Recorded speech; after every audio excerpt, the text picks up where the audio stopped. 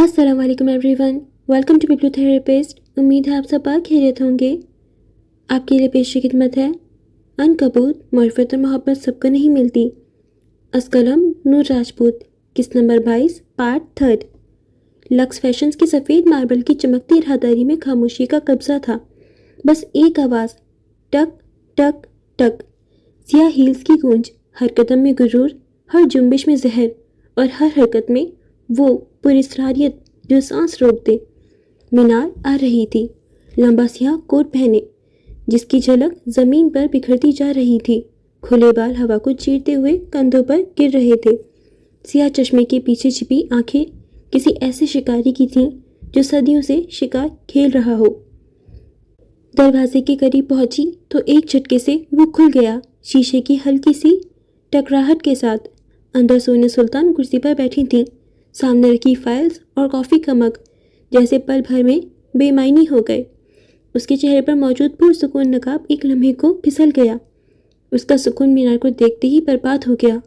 Hello Sonia, खैरियत है? तुम मिलना चाहती थी? उसने अंदर आते एक हल्की सी मुस्कुराहट के साथ कोट उतारा, कुर्सी पर डाला और नरमी से बैठ गई, जैसे ये जगह उसी की हो। सोनिया के हाथ कपकपाए, मगर उसने खुद को संभाल लिया। 5 साल से वो उस औरत के खेल में कैद थी। उसकी हर सांस, हर फैसला, हर लम्हा सब मीनार के हाथों की कठपुतली था।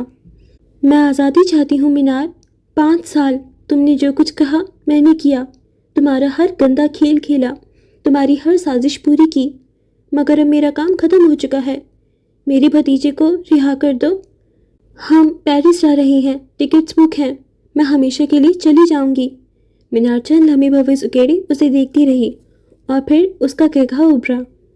उसकी आवाज़ में इतनी करकती थी कि कमरे की दीवारें भी जैसे लरस गईं। और तुम चाहती हो कि मैं तुम पर यकीन कर लूँ एक लम्हे में? अगर तुमने धोखा दिया तो? सोनिया के चेहरे पर सख्ती उभरी, आंखों में बरसों की कैद, ब्लैकमेलिंग और जख्मों का गुस्सा झलकने लगा। वो मीनार से नफरत करती थी, औरंगजेब खानदान से भी। उनकी वजह से उसका बाप मारा गया। वो रईस से हमेशा मुकाबलाबाजी करती रही। और फिर एक दिन मीनार लौट आई। बिजनेस वूमन की हैसियत से उसके चंद सियाह कारनामे थे जिन्हें मीनार ने बड़े सलीके से इस्तेमाल किया। और सोनिया की सबसे बड़ी कमज़ोरी शहराम था, उसका भतीजा जो अभी मीनार की कैद में था। 5 साल में कभी धोखा नहीं दिया, अब क्यों दूंगी? तुमने मेरी दुनिया उजाड़ी, मेरी कंपनी के खिलाफ मेरे ही हाथों वार करवाए।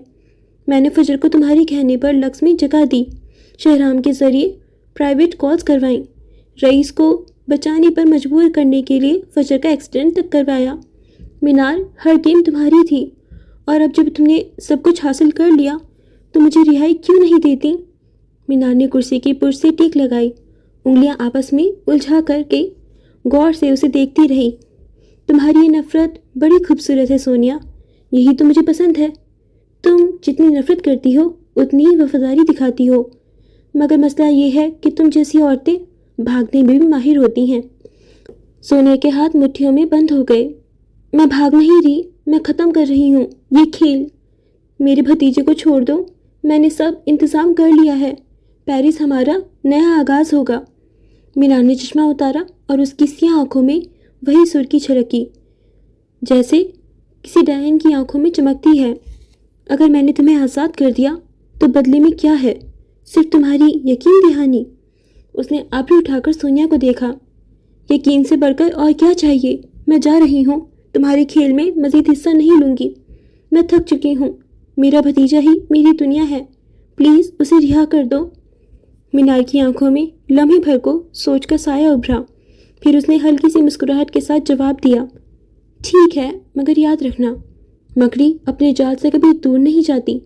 चाहे तुम पेरिस चली जाओ या दुनिया के आखिरी किनारे, ये धागे हमेशा तुम्हें मेरी तरफ खींचते रहेंगे। सोनिया का गला खुश्क हो गया। वो जानती थी कि मीनार का कहा कोई आम धमकी नहीं, उस औरत की हर बात, हर जुमला हकीकत में बदलने की ताकत रखता था, मगर फिल वक्त उसे रिहाई मिल रही थी, यही काफ़ी था। अगर मैं ये जाल तोड़ दूँ? मीनार हंसी। जाल तोड़ने की कोशिश करने वाले खुद इसमें फंस जाते हैं। तुमने देखा नहीं, 5 साल, और तुम आज भी मेरे सामने बैठकर रिहाई मांग रही हो। सोनिया ने पल भर को आंखें बंद की। वो थक चुकी थी, मगर उसकी आंखों में अब भी एक चमक बाकी थी, उम्मीद की चमक। तुम्हें यकीन दिला रही हूँ मीनार, चंद दिन में मैं चली जाऊंगी। टिकट्स मेरे पास हैं। पेरिस हमारा नया आगाज होगा। उसने फिर से दोहराया। कमरे में खामोशी छा गई। दोनों औरतें एक दूसरे को देख रही थीं। एक शिकारी की निगाहें, एक शिकार की मज़ाहमत। मीनार ने आखिरकार आहिस्तगी से कहा, अच्छा देखते हैं। याद रखो, अगर तुमने ज़रा भी कदम उल्टा रखा तो ना पेरिस बचेगा न तुम्हारा भतीजा। सोनिया ने सर झुकाकर आहिस्तगी से जवाब दिया, मैं धोखा नहीं दूंगी, ये मेरा वादा है। ठीक है फिर, कॉफ़ी तो पिलाओ। सोनिया ने जब्त करते हुए इंटरकॉम पर कॉफ़ी ऑर्डर की। कुछ देर वो बैठी रही, कॉफ़ी पीते हुए पुरशौक निगाहों से सोनिया को देखती रही। फिर उठ खड़ी हुई। उसके सियाह कोट की झलकी फिर से हवा में लहरी। दरवाज़ा खुला। वो वापस राहदारी में कदम रखती गई। टक टक टक हील्स की आवाज़ फिर से गूंजने लगी। सोनिया कुर्सी पर बैठी रह गई, मगर उसके दिल की धड़कन अभी भी तेज थी। 5 साल का खेल खत्म हो रहा था, मगर ये आखिरी मुलाकात थी या एक नए खेल की शुरुआत? इस सवाल का जवाब शायद सिर्फ मीनार के पास था। सोनिया सुल्तान पेरिस जा रही थी, मगर मीनार के जहरीले धागे उसके साथ उड़ने के लिए तैयार थे।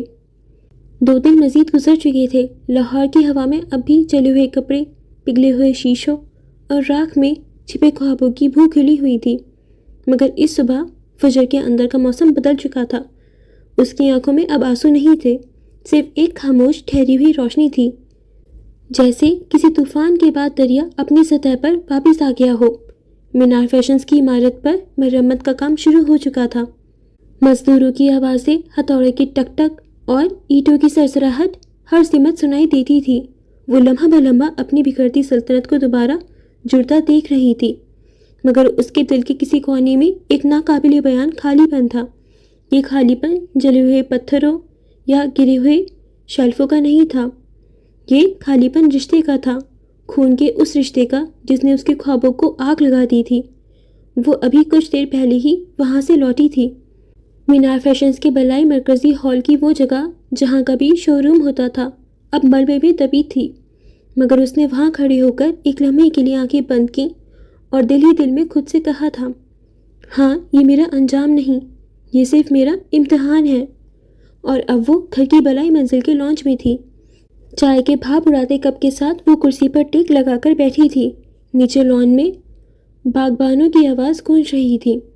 आसमान धुंध में लिपटा था। जिंदगी के पिछले चंद साल उसकी निगाहों के सामने एक फिल्म की तरह घूम रहे थे।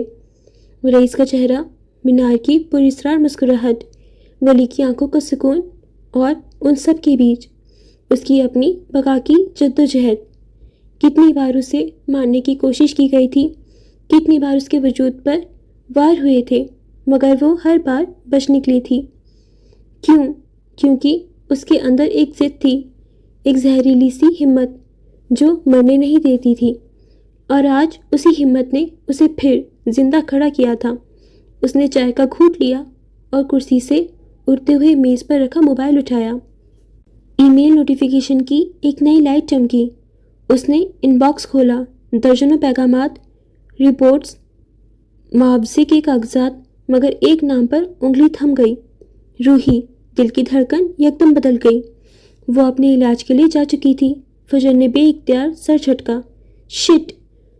लबों से धीमा सा निकला, जैसे दिल से निकलने वाली धावेदार चीख को रोक लिया गया हो।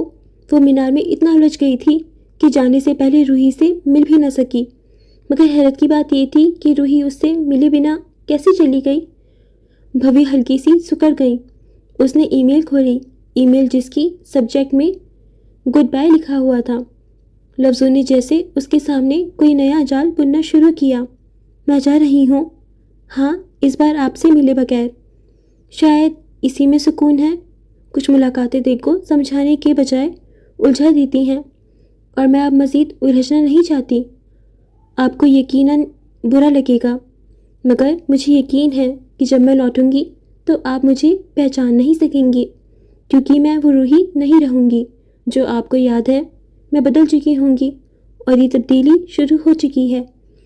अलबत्ता मैं अपना جار ساتھ لے جا رہی ہوں۔ ہاں، وہی چھوٹی سی مکڑی جو آپ نے مجھے دی تھی۔ آپ شاید یقین نہ کریں مگر ہم دونوں اسی مکڑی سے جڑے ہیں۔ وہ مکڑی میرا سایہ ہے اور شاید آپ کا بھی۔ میں جلد لوٹوں گی اور جب لوٹوں گی تو اس جال کا مرکز بدل چکا ہوگا۔ خدا حافظ روحی۔ فجر کی انگلیاں اسکرین پر ٹک گئیں۔ کمرے کی خاموشی میں صرف دل کی دھڑکن سنائی دے رہی تھی۔ ای میل کے آخری جملے نے جیسے فضا میں سردی پھیلا دی۔ اس جال کا مرکز بدل چکا ہوگا۔ وہ لمحہ بھر کے لیے گہری سانس لے کر اٹھی اور کھڑکی کے پار دیکھا۔ آسمان پر گہری دھند پھیل چکی تھی، جیسے کسی نے شیشے پر سانس بھر دی ہو۔ نیچے لان میں ایک مکڑی اپنے جال پر چمکتی اوس میں آہستہ آہستہ حرکت کر رہی تھی، البتہ فجر کے لبوں پر ایک عجیب سی مسکراہٹ ابھری۔ ایک نئی سوچ اس کے اندر سر اٹھا چکی تھی۔ مکڑی اور جال، وہ جس جال میں اسے پھنسایا گیا تھا، اسے اب وہ جال توڑنا تھا۔ اس نے موبائل پر ایک نمبر ڈائل کیا۔ اسکرین پر اب ہسبینڈ لکھا چمک رہا تھا مگر کال نہیں اٹھائی گئی۔ پھر اس نے ایک اور نمبر ملایا۔ یس میڈم، یہ ایک گارڈ تھا۔ صاحب یہی ہیں یا چلے گئے؟ وہ اس سے ولی کا پوچھ رہی تھی جو مینار میں ہی تھا، کام کروا رہا تھا۔ صاحب ابھی کچھ دیر پہلے ہی نکلے ہیں، کہہ رہے تھے جلد لوٹ آئیں گے۔ گارڈ نے اطلاع دی تو فجر نے اسبات میں سر ہلاتے فون بند کر دیا۔ چائے کا کپ اب مکمل ٹھنڈا ہو چکا تھا۔ اس نے وہ کپ میز پر رکھا، فون بند کیا اور جیسے ہی موبائل میز پر رکھنے کو مڑی، نگاہ غیر ارادی طور پر میز کے کنارے پر رکھی ایک بھوری فائل پر جا ٹھہری۔ ایک لمحے کے لیے وہ ساکت ہو گئی، پھر اس کے چہرے پر وہی پرانی سنجیدگی اتر آئی۔ یہ وہی فائل تھی جو اسے دی گئی، اور اگلے ہی لمحے وہ کرسی پر نیم جھکی فائل کھول چکی تھی۔ کاغذات کے درمیان جیسے کوئی سچائی دہک رہی تھی، وہی سچائی جو اسے تکلیف دیتی تھی۔ رئیس اورنگزیب کا نام بار بار اس کی آنکھوں کے سامنے آ رہا تھا۔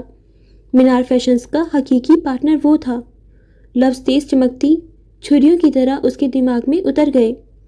چند لمحے وہ خالی نظروں سے کاغذات کو دیکھتی رہی، پھر جیسے ذہن میں کوئی کلک ہوا، ایک تیز واضح دھماکہ خیز خیال۔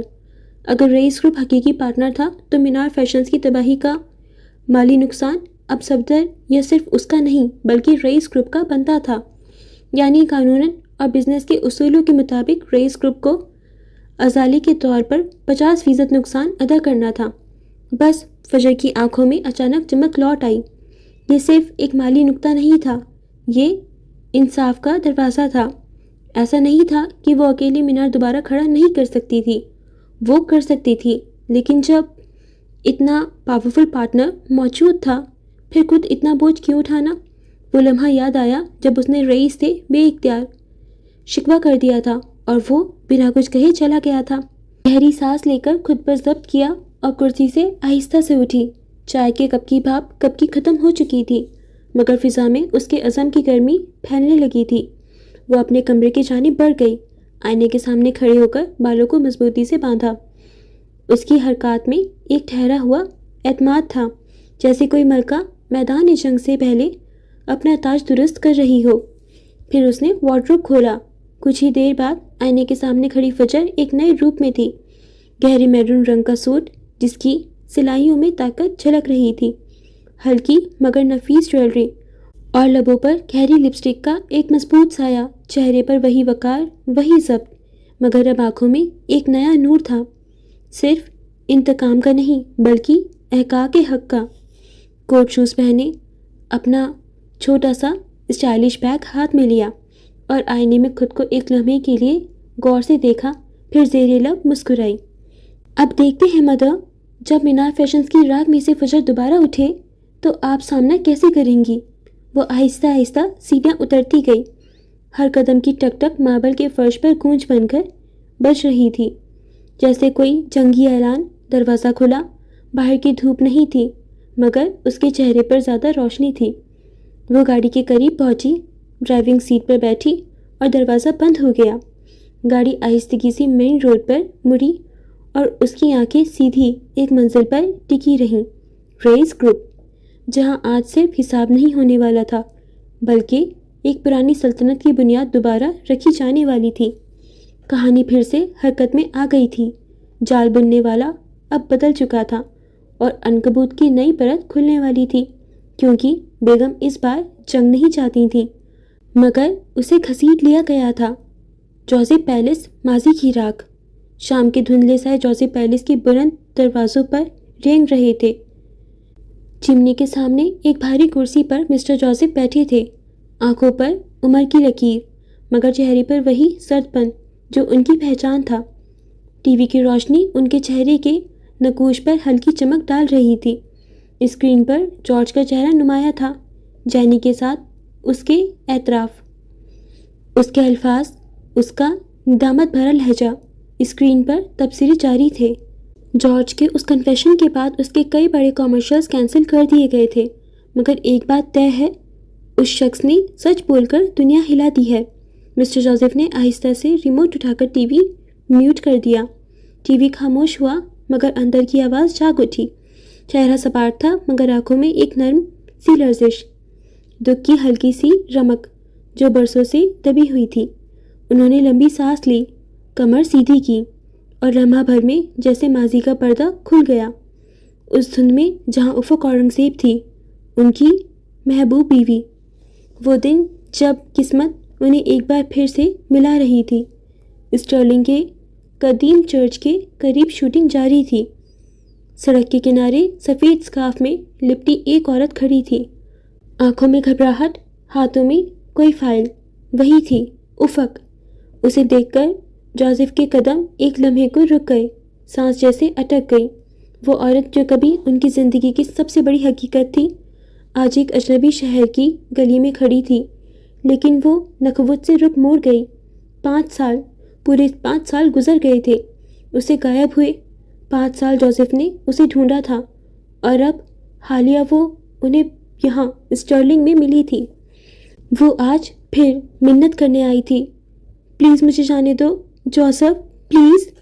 لیکن جوزف نے اس کی التجا کبھی سنی ہی نہیں، کیونکہ اس وقت وہ اپنی انا کے ہاتھوں مجبور تھے۔ ایک عیسائی مرد، اور وہ بھی دوبارہ شادی شدہ۔ یہ صرف گناہ نہیں بلکہ مذہب کی نظر میں حرام عمل تھا۔ ان کی پہلی بیوی روزینہ ایک مذہب نیک مزاج خاتون تھی۔ جب جوزف نے اس سے افق کا ذکر کیا تو اس نے دل پر پتھر رکھ کر خود اجازت دی تھی کہ اگر جوزف چاہیں تو افق سے شادی کر لیں، مگر عیسائی مذہب اجازت نہیں دیتا۔ چرچ کے پادری نے کہا تھا، خدا کی نظر میں دوسری شادی کی کوئی اجازت نہیں۔ مگر جوزف نے افق سے محبت کی تھی، ایسی محبت جو مذہب کے قانون سے بڑی لگتی تھی، ایسی محبت جو خدا سے بڑی لگتی تھی۔ لہٰذا انہوں نے چرچ سے ہٹ کر ایک خفیہ نکاح کر لیا۔ ایک پادری نے دونوں کا ایجاب و قبول بڑھوایا، اور وہ لمحہ ان کے لیے زندگی کی سب سے حسین یاد بن گیا۔ مگر وہ نکاح قانونی نہیں تھا، نہ چرچ نے تسلیم کیا، نہ حکومت نے رجسٹر کیا۔ محبت تھی مگر غیر قانونی۔ پھر جب افق حاملہ ہوئی تو اس کے اندر گناہ کا احساس سر اٹھانے لگا۔ وہ راتوں کو چیخ کر اٹھ بیٹھتی، ڈراونے خواب اسے سونے نہ دیتے۔ وہ ایک ہی بات بڑبڑاتی رہتی، ہم نے غلط کیا جوزف، یہ شادی گناہ تھی، میں نے اپنے ایمان سے بغاوت کی۔ جوزف نے بہت سمجھایا، خدا محبت ہے افق، اس نے ہمیں ملایا ہے۔ مگر افق کی روح اضطراب میں تھی۔ وہ خود کو آگ میں جلتا ہوا پاتی، وہ خود کو تڑپتا ہوا دیکھتی، اور پھر وہ خواب نہیں حقیقت بن گیا۔ ایک دن وہ چلی گئی۔ جوزف نے ہر جگہ ڈھونڈا، مگر افق کہیں نہ ملی۔ اس کے پاسپورٹ، شناختی کارڈ، ویزا، سب کچھ پہلے جوزف کے قبضے میں تھا۔ اس کی ذہنی حالت جس قدر بگڑ چکی تھی، جوزف کو یہی خدشہ تھا، مگر اب وہ جانا چاہتی تھی تو جا نہیں سکتی تھی۔ اور پھر 5 سال بعد جب وہ دوبارہ سامنے آئی تو مزید ٹوٹی ہوئی تھی۔ وہ پاکستان واپس جانا چاہتی تھی، صرف اپنے بیٹے کو لے کر، مگر قانون کہتا تھا کہ اگر شادی رجسٹر نہیں تو بچہ انلیجیٹیمیٹ سمجھا جائے گا، اور وہ ماں اکیلی اسے لے کر ملک نہیں چھوڑ سکتی۔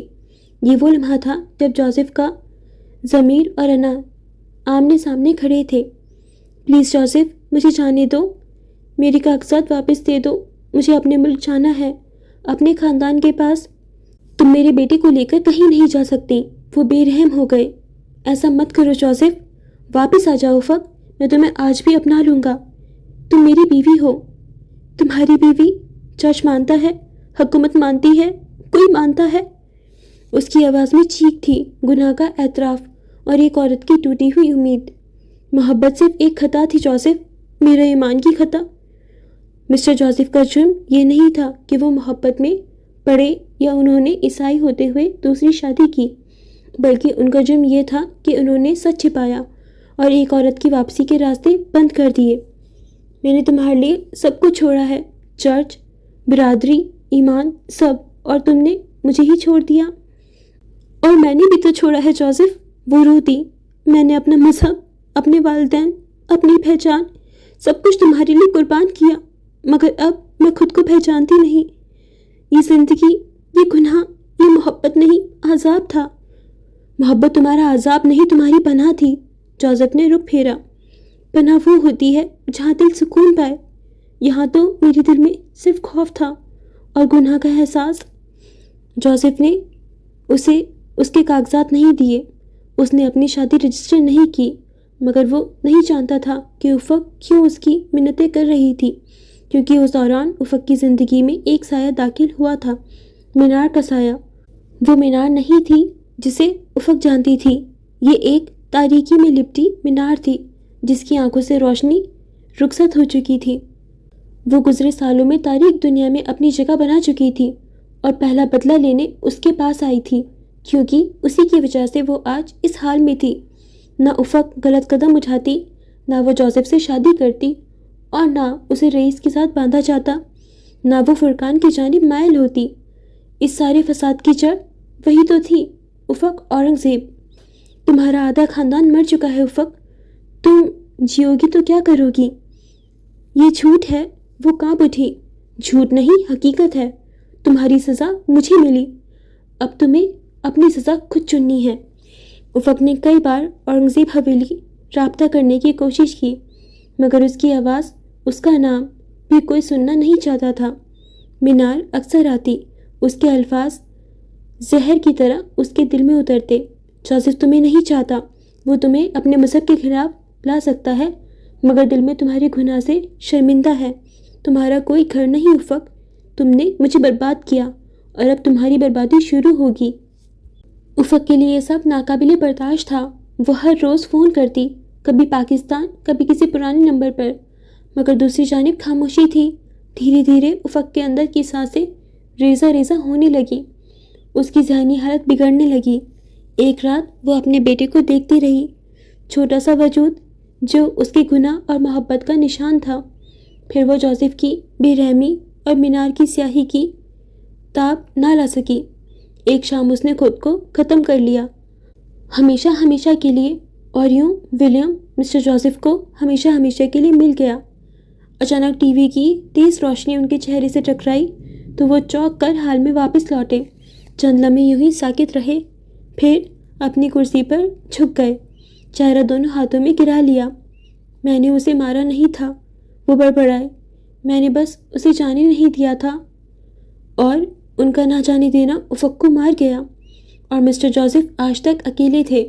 جوزف پیلس میں ہر آئینہ جیسے ان پر ہنستا تھا کہ جس نے محبت کے نام پر ایمان بیچ دیا اور انا کے نام پر محبت کھو دی۔ وہ آج بھی وہی تھا، اپنے ہی محل میں قید، ایک ڈریکولا جو روشنی سے ڈرتا تھا، مگر اندھیرے میں رہنا اس کی سزا بھی تھی اور پناہ بھی۔ سفید ماربل سے بنے اس ہال میں ہر قدم کی بازگشت گونج رہی تھی۔ چھت سے نیچے تک پھیلی شفاف شیشوں کی دیواروں میں فجر کا عکس بار بار جھلک رہا تھا، وہ عکس جو کبھی مینار فیشنز کا چہرہ کہلاتا تھا اور آج اپنی ہی راک سے جنم لے کر رئیس گروپ کے دل تک پہنچ چکا تھا۔ ہال کے ایک طرف جدید آرٹ کے فریم ٹنگے تھے، سیاہ، سفید اور سرخ رنگ کے امتزاج میں بنے نقش جیسے طاقت، سکوت اور انتقام کی علامت ہو۔ ہوا میں مہنگے پرفیوم اور کیفین کی خوشبو کھلی ہوئی تھی، لیکن اس خوشبو میں کہیں نہ کہیں جلے ہوئے خوابوں کی بھاپ بھی شامل تھی۔ اس کا ہر قدم ناپ تول کر رکھا جا رہا تھا، سیدھا، مضبوط اور باوقار۔ وہ چلتے ہوئے سیدھی لابی سے گزر کر ان شیشوں کے درمیان تک پہنچی جہاں RA کا سنہری لوگو چمک رہا تھا۔ لوگ رک رک کر اسے دیکھ رہے تھے، اس عورت کو جو 2 دن پہلے مینار فیشنز کی ملبے سے زندہ لوٹی تھی۔ کسی نے اس کی تیاری دیکھ کر آہستہ سے چوٹ کی۔ رسی چل گئی مگر بل نہیں گیا، دیکھو اب بھی ویسی ہی لگ رہی ہے۔ فجر کے لبوں پر ایک مدھم مگر سخت مسکراہٹ ابھری۔ بات رسی کے چلنے کی نہیں تھی، بات یہ تھی کہ اب وہ خود آگ بن چکی تھی۔ وہ چند قدم مزید بڑھی اور پھر ٹھہر گئی۔ سامنے سے ایک اور ٹیم آ رہی تھی۔ فلک بھورے بلیزر میں اونچی اونی ٹوپی پہنے ہوئے تھی۔ وہ اس وقت ڈائریکٹرز کی ٹیم کے ساتھ تھی اور چہرے پر وہی ٹھہرا ہوا وقار جو برسوں کی محنت سے پیدا ہوتا ہے۔ دونوں کی نظریں ٹکرائیں۔ وقت ایک لمحے کو تھم گیا۔ ہوا کی رفتار کم پڑ گئی اور سفید روشنی میں جیسے دونوں کے چہرے ایک دوسرے میں تحلیل ہونے لگے۔ فجر وہیں کھڑی تھی۔ فلک کے قدم بھی آہستہ پڑ گئے۔ پھر اس نے اپنے ساتھ چلتے ڈیزائنرز کی طرف دیکھا اور ایکسکیوز کرتی سیدھی فجر کی طرف بڑھی۔ چند لمحوں بعد وہ دونوں آمنے سامنے تھیں۔ خیریت تم یہاں؟ فلک کی آواز نرم تھی مگر اس میں حیرت چھپی نہ تھی۔ پچھلے کافی دنوں سے وہ دونوں اپنی اپنی زندگی میں کسی حد تک مصروف ہو چکی تھیں، اتنی زیادہ کہ مینار فیشنز کے چلنے پر فلک اسے ایک فون نہیں کر پائی تھی اور فجر پچھلے کئی دنوں سے اس سے یہ نہیں پوچھ پائی تھی کہ برج مینار میں ہوئے ڈنر کے بعد اس کے خاندان نے اس کے ساتھ کیا رویہ رکھا۔ خاموشی دونوں طرف گہری تھی۔ شاید کبھی کبھی ہم اپنے درد میں اس قدر غرق ہو جاتے ہیں کہ کچھ اور دکھائی ہی نہیں دیتا۔ فجر نے سانس بھری، اپنے چہرے سے چشمہ اٹھا کر بالوں میں جما دیا۔ ہاں، کچھ ضروری کام تھا۔ اس کے لہجے میں سکون تھا مگر فلک محسوس کر چکی تھی کہ اس سکون کے نیچے ایک بھڑکتی آگ چھپی تھی۔ چند لمحے خاموشی میں گزرے، پھر وہ دونوں شیشے کی دیوار سے ہوتے ہوئے اس کشادہ بالکونی میں آ کھڑی ہوئیں جہاں سے پورا لاہور ایک نقشے کی طرح دکھائی دے رہا تھا۔ دور تک پھیلی سڑکیں، عمارتوں کی چھتوں پر لگی اینٹیناز اور رئیس گروپ کی سرسبز چھت، ایک سلطنت جو طاقت کے سنگ بنیاد پر کھڑی تھی۔ فجر ریلنگ پر کوہنیاں ٹکائے کھڑی تھی۔ ٹھنڈی ہوا اس کے بالوں سے الجھ رہی تھی مگر اس کے چہرے پر کوئی تاثر نہیں۔ وہ دور شہر کی طرف دیکھ رہی تھی جیسے وہاں کسی پوشیدہ جواب کی تلاش ہو۔ فلک نے پہلو بدلا تو فجر نے سوال کیا، کیسا گزر رہا ہے یہاں تمہارا وقت؟ سوال عام سا تھا مگر معنی بھاری۔ فلک نے ایک لمحے کو اسے دیکھا، پھر دھیرے سے جواب دیا، جتنا اچھا ہو سکتا ہے اتنا گزر رہا ہے۔ کبھی کبھی زندگی ہمیں وہ سب دیتی ہے جو ہم نہیں چاہتے۔ خاموشی ایک بار پھر گہری ہو گئی۔ تمہیں کیسا لگتا ہے فجر، مینار کی ہم شکل ہونا اور اس چہرے کے بدلے وہ نفرتیں اور محبتیں سہنا جو تمہارا حق نہیں تھی؟ میں نے ان سے کسی محبت یا نفرت کی خواہش نہیں کی تھی مگر پھر بھی دونوں میرے حصے میں آئے۔ فجر نے بنا کسی توقف کے جواب دیا۔ فلک کی آنکھوں میں ایک لمحے کو تعصب ابھرا۔ فجر نے دھیرے سے سر جھکایا، پھر نگاہ سیدھی کی۔ شاید یہی زندگی کا سب سے بڑا امتحان ہے، کبھی کبھی خدا ہمیں کسی اور کا چہرہ دے کر خود ہمارا اصل سامنے لاتا ہے۔ میں نے مینار کا چہرہ پایا مگر فجر کا دل رکھا اور اب یہی دل میرا ہتھیار ہے۔ وہ دھیرے سے اس کی جانب مڑی اور مسکرائی جبکہ فلک خاموش رہی۔ ہوا میں انکہے جملوں کا بوجھ لٹک گیا اور اتنا ہی بوجھ فلک کے دل پر آ گرا تھا۔ ڈارک سٹارز کے لیے بیسٹ آف لک فلک، میں جانتی ہوں تم بہت اچھا کرو گی۔ اس بار فلک نے ہلکی سی مسکراہٹ دی مگر آنکھوں میں اداسی تھی۔ شکریہ، مگر لگتا ہے کچھ کہانیاں ہمیں دوبارہ سے لکھنی پڑتی ہیں۔ جہاں پرانی سچائیاں ختم نہیں ہوتی وہی نئی کہانیاں جنم لے سکتی ہیں۔ اس بار اس کی شہد رنگ آنکھوں میں فجر کے لیے وہی آلوہی سی محبت ابھری جو اس کے لیے مخصوص تھی۔ وہ مصنفہ تھی، ہر کہانی کو، ہر اینڈنگ کو اپنی مرضی سے بدل سکتی تھی۔ مجھے بگ بی سے ملنا ہے۔ فلک نے ہلکے سے سر ہلایا۔ جاؤ، وہ تمہارا انتظار کر رہے ہیں اور شاید تقدیر بھی۔ اس نے معنی خیز انداز میں کہا تو فجر تیز قدموں سے آگے بڑھی۔ اس کی ہیلز کی آواز ماربل پر بج رہی تھی جیسے کسی اعلان کی گھنٹی۔ ہال کے آخر میں رئیس گروپ کے ایگزیکٹو روم کے دروازے تھے۔ وہ جانتی تھی ان دروازوں کے پار وہ شخص تھا جس نے کبھی اس کی دنیا جلائی بھی تھی اور بچائی بھی تھی، اور شاید اب وہیں سے اسے دوبارہ زندہ ہونا تھا۔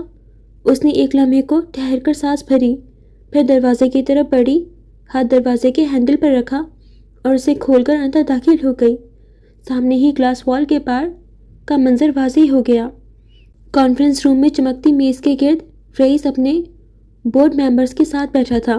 دیوار پر بڑی اسکرین پر مالیاتی رپورٹ جھلک رہی تھیں۔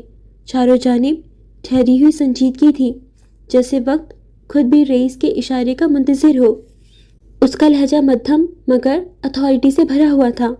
اگر فائنانس ٹیم نے یہ بجٹ منظور نہیں کیا تو کسی نئے پروجیکٹ کی بات بھی نہ کریں۔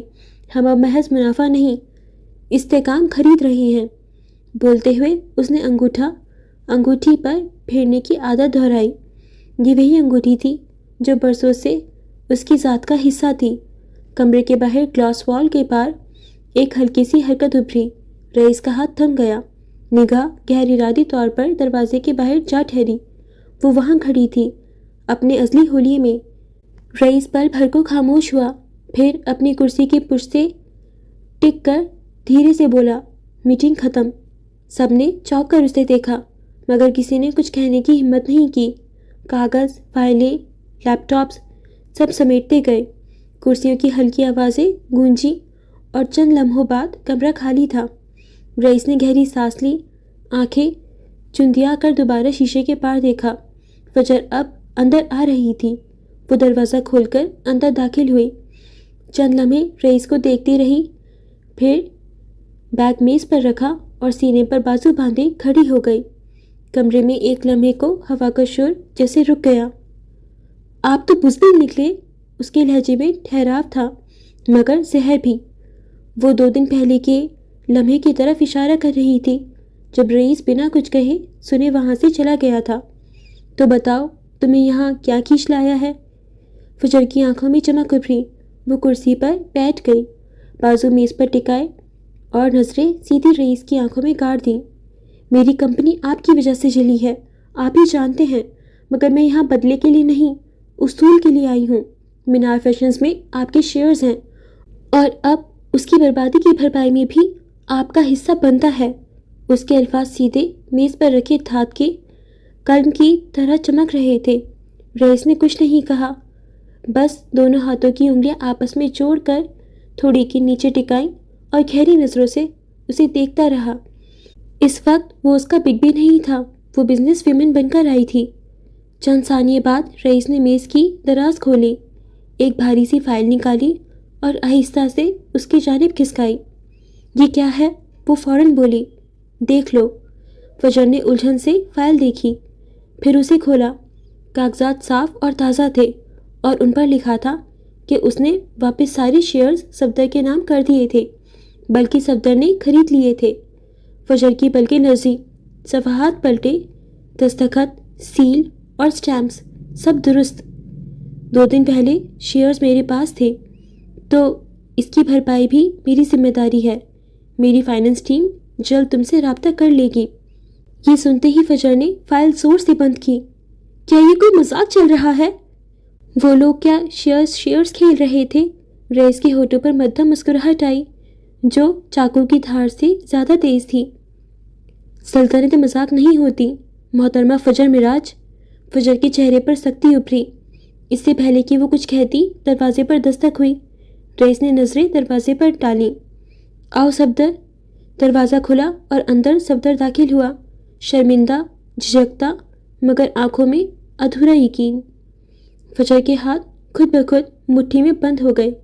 اسے صفدر پر شدید غصہ تھا۔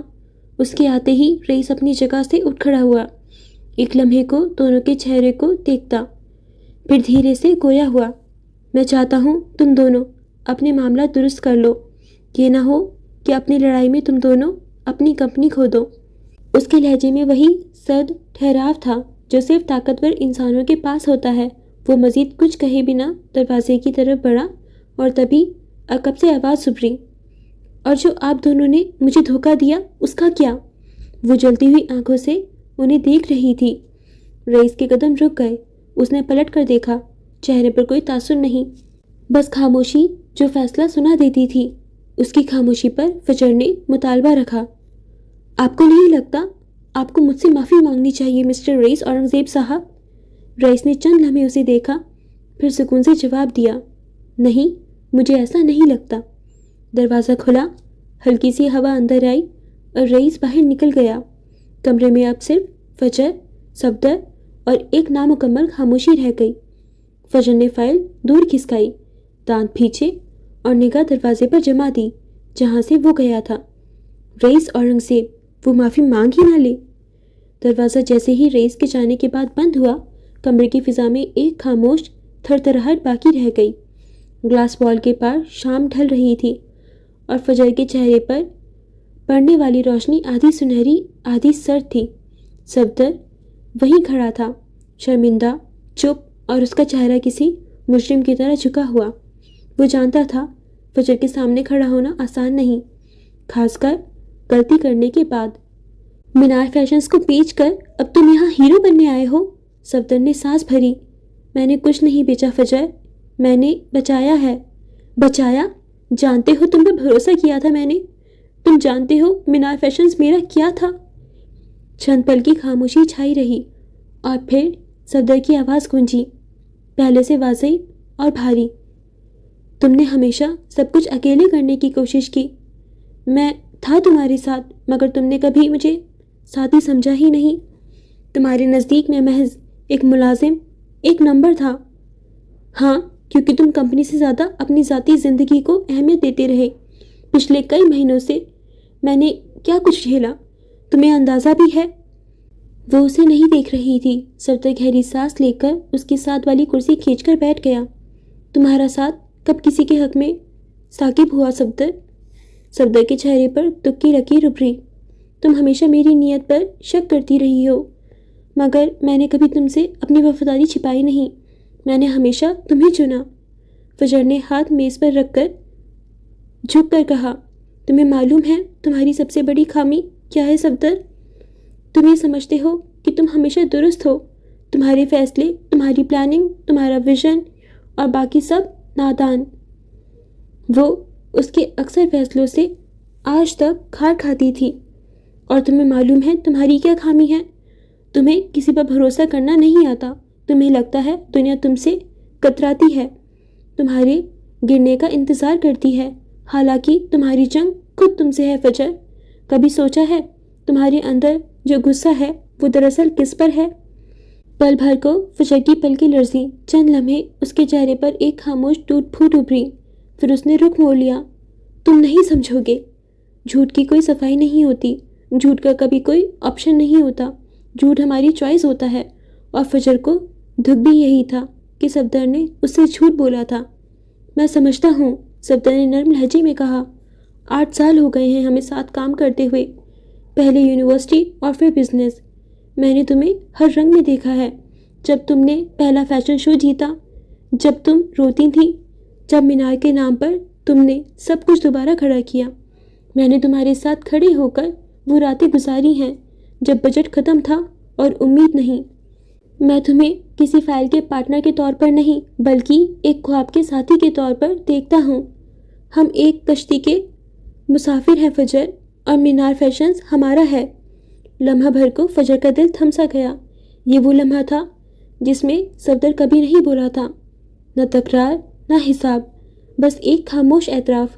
مینار اسے بھی اتنا ہی عزیز تھا۔ فجر نے کرسی سے ٹک کر گہری سانس لی، آنکھیں بند کی، پھر دھیرے سے بولی، تمہیں پتہ ہے صفدر، میں نے اگر کسی کو اپنے بزنس پارٹنر کے طور پر قبول کیا ہے تو وہ صرف تم ہو، مگر تم ایک نمبر کے جھوٹے اور دھوکے باز ہو۔ صفدر کے چہرے پر ایک ہلکی سی مسکراہٹ ابھری۔ بالآخر آج تم نے مان ہی لیا کہ مینار فیشنز کو میرا بھی حصہ چاہیے، لیکن میں دھوکے باز نہیں ہوں اور نہ کبھی تھا۔ تم ہو، تبھی تم نے اس دھوکے باز زرکا سے شادی کی۔ اس بات پر وہ بے ساختہ ہنس دیا۔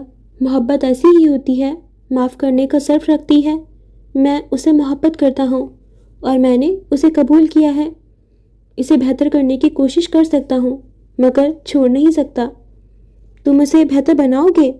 اس بار فجر نے باقاعدہ رخ موڑ کر اسے دیکھا۔ آنکھوں میں ناقابل یقین تاثرات ابھرے۔ تم خود ویسے ہی ہو، تم دونوں ایک ہی دوسرے کے لیے بنے ہو، جھوٹے اور دھوکے باز۔ وہ بنا کہے باز آنے والی نہیں تھی۔ ٹھیک ہے، میں نے مان لیا۔ صفدر نے ہتھیار ڈال دیے۔ چلو جنگ دوبارہ شروع کرتے ہیں، مگر اس بار ایک ساتھ۔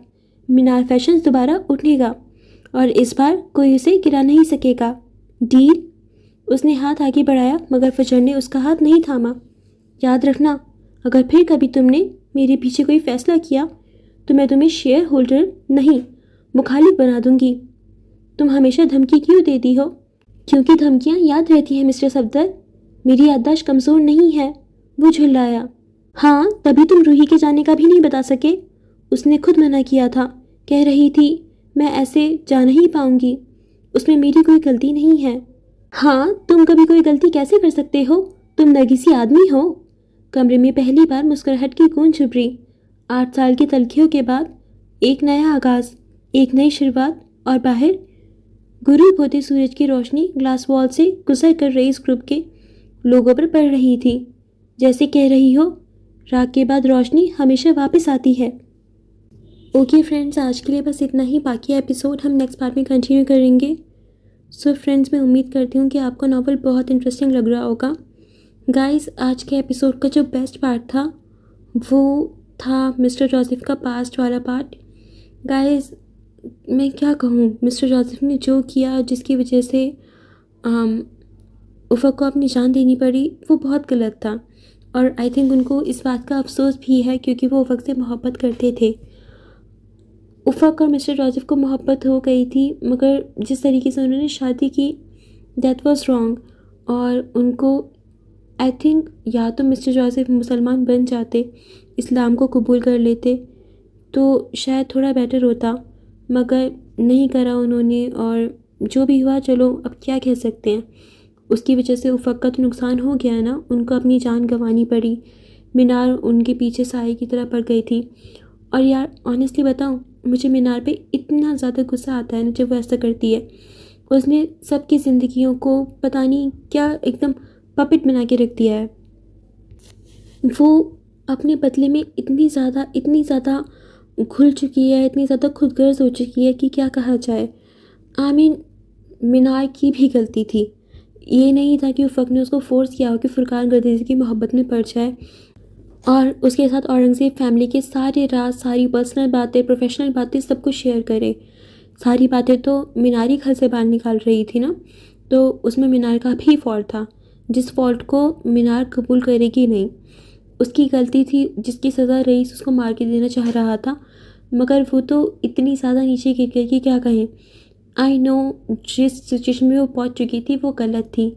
آئی تھنک وہ جو وومن مافیا یا اسمگلنگ والے گینگ کے ساتھ پہنچ چکی تھی وہ غلط ہوا تھا، ٹھیک ہے، مگر اس میں تو رئیس کا کوئی ہاتھ نہیں تھا، افق کا کوئی ہاتھ نہیں تھا، ولیہ فجر کا کوئی ہاتھ نہیں تھا، اور اس نے مارا بھی تھا پھر خاور انکل کو، تو اس میں اس کی غلطی تھی، مگر نہیں مانے گی مینار، اس کو بس اپنے بدلے کی آگ اور بدلے کا بھوت سوار ہے، پاگل ہو چکی ہے آئی تھنک مینار۔ اس کو ابھی فی الحال ایک اچھے سے سائیکٹرسٹ کی ضرورت ہے، جائے اپنا دماغ کا علاج کروائے، اور آئی تھنک وہ سائیکٹرسٹ بھی پاگل ہو جائے گا، وہ سائیکٹرسٹ کو ہی ماری آئے گی، because I believe Minar psychiatrist کے پاس جاتی ہی کہے گی کہ تم میرا علاج کرو گے، میں تمہارا علاج کر دیتی ہوں، اور وہ ڈائریکٹلی اس کو یا تو شوٹ کر دے گی یا اس کے اندر کھنجر گھما دے گی، اور الزام آ جائے گا بیچاری فجر پہ، تو اس کو آئی تھنک سائیکٹرسٹ کے پاس بھی نہیں بھیج سکتے۔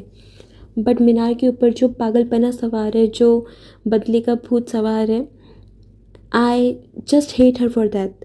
میں کچھ نہیں کہہ سکتی کہ میں کیا کہوں مینار کے بارے میں، پاگل ہو چکی ہے وہ واقعی۔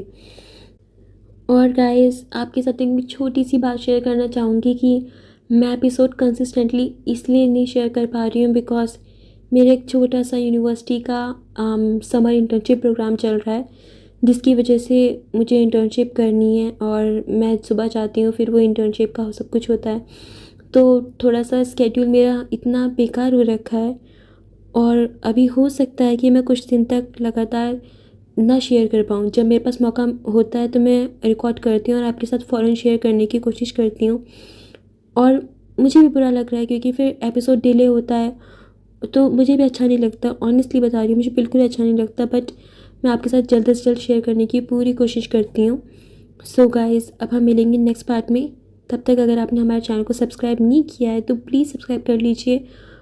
ہمارے انسٹاگرام اکاؤنٹ کو فالو کر لیجئے، اسے اپنے فرینڈس اینڈ فیملی کے ساتھ شیئر کر دیجئے. اور آپ کو ناول کیسی لگ رہی ہے پلیز کامنٹس کے تھرو بتائیے گا. ابھی ہمارے چینل پہ محبت دل پہ دستک کمپلیٹ ہوئی ہے اور ہم مزید اچھے اچھے ناول شیئر کرنے کی آپ کے ساتھ اور پوری کوشش کریں گے. میں نے کچھ رائٹر سے پرمیشن بھی لی ہے. باقی اگر آپ کو بہت اچھی ناول ہے جو ہمارے چینل پہ ہے، میں ایک جگنو. سو گائز، اگر آپ نے ابھی تک میں ایک جگنو نہیں پڑھی ہے تو پلیز اس کو جا کے سنیں. میمونہ رسول اللہ نے لکھی اور وہ اتنی زیادہ اچھی ناول ہے. چھوٹی سی ناول ہے، اتنی لانگ نہیں ہے، بٹ بہت زیادہ اچھی ہے. پھر اس کے بعد ہمارے چینل پہ حجاب ہے بائی آمنہ خان، تو آپ اس کو چیک آؤٹ کر سکتے ہیں. اور جو بھی اچھی ناولز ہیں بہت ساری، آپ ان کو چیک آؤٹ کر سکتے ہیں. اور سمارا رانا کی سنگم دل شکستہ بھی ہے. سو اور ہم نور راجپوت کی اور ناولز بھی میں اپلوڈ کرنے والی ہوں. میں ٹرائی کر رہی ہوں کہ حسنہ حسین کی بھی ناول اپلوڈ کروں. سو گائز، اب ہم ملیں گے نئی ناولز کے ساتھ اور عنکبوت کے نیکسٹ پارٹ میں.